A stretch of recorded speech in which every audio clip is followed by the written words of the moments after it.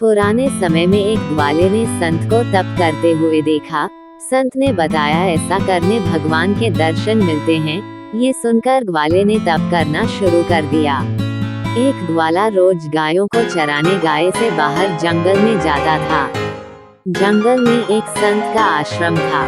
वहाँ संत रोज तप, ध्यान, मंत्र जाप करते थे। ग्वाला रोज संत को देखता तो उसे समझ नहीं आता था कि संत ये सब क्यों करते हैं। ग्वाले की उम्र कम थी। संत के इन कर्मों को समझने के लिए वह आश्रम में पहुंचा और संत से पूछा कि आप रोज ये सब क्या करते हैं। संत ने बताया कि मैं भगवान को पाने के लिए भक्ति करता हूँ।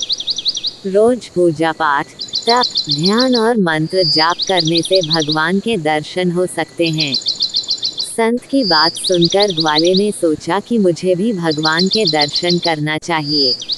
ये सोचकर ग्वाला आश्रम से निकलकर एक सुनसान जगह पर पेड़ के नीचे एक पैर पर खड़े होकर तप करने लगा। कुछ देर बाद उसने सांस लेना भी बंद कर दिया। ग्वाले ने सोचा कि जब तक भगवान दर्शन नहीं देंगे, मैं ऐसे ही रहूंगा। छोटे से भक्त की इतनी कठिन तपस्या से भगवान बहुत जल्दी प्रसन्न हो गए। वे ग्वाले के सामने प्रकट हुए और बोले कि पुत्र आंखें खोलो, मैं तुम्हारे सामने आ गया हूँ। ग्वाले ने आंखें खोले बिना ही पूछा कि आप कौन हैं। भगवान बोले कि मैं वही ईश्वर हूँ, जिसके दर्शन के लिए तुम तप कर रहे हो। ये सुनकर ग्वाले ने आंखें खोल ली, लेकिन उसने ईश्वर को कभी देखा नहीं था। वह सोचने लगा कि क्या यही वो भगवान है। सच जानने के लिए उसने भगवान को एक पेड़ के साथ रस्सी से बांध दिया।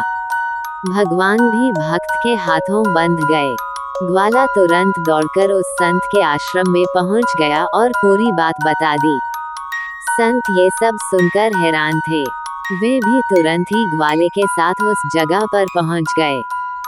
संत उस पेड़ के पास पहुंचे तो वहां कोई दिखाई नहीं दिया। भगवान सिर्फ ग्वाले को दिखाई दे रहे थे। संत ने बताया कि मुझे तो यहाँ कोई दिखाई नहीं दे रहा है, तो ग्वाले ने भगवान से इसकी वजह पूछी। भगवान ने कहा कि मैं उन्हीं इंसानों को दर्शन देता हूँ जो निस्वार्थ भाव से मेरी भक्ति करते हैं। जिन लोगों के मन में कपट, स्वार्थ, लालच होता है, उन्हें मैं दिखाई नहीं देता। सीख, जो लोग भगवान की भक्ति निजी स्वार्थ की वजह से करते हैं, उन्हें भगवान की कृपा नहीं मिल पाती है। निस्वार्थ भाव से की गई भक्ति ही सफल होती है।